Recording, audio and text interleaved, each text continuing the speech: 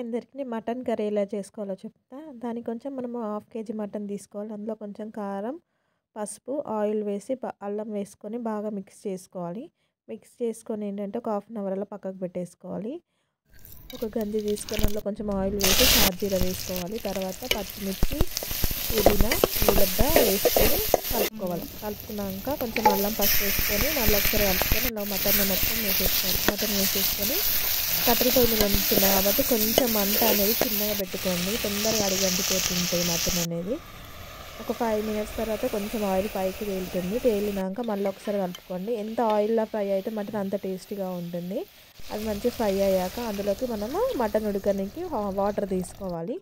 ఆ వాటర్లో మటన్ ఉడికాక అందులోకి మనం ఒక 2-3 టమాటాలు తీసుకొని అందులో వేసేసుకోవాలి. వేసేసుకున్నాక అది కొంచెం ఉడికాక అందులోకి కర్రీలోకి సరిపడేంత సాల్ట్ వేసుకోవాలి. వేసుకొని అది మొత్తం ఉడికిపోయాక మటన్ ఉడికాక అందులోకి ధనియాల పౌడర్ను హోల్ గరం మసాలా పౌడర్ వేసుకుంటే కర్రీ అనేది రెడీ ఉంటుంది. నేనైతే దగ్గరికి ఫ్రై చేసా, సూప్ ఏం పెట్టుకోలేను.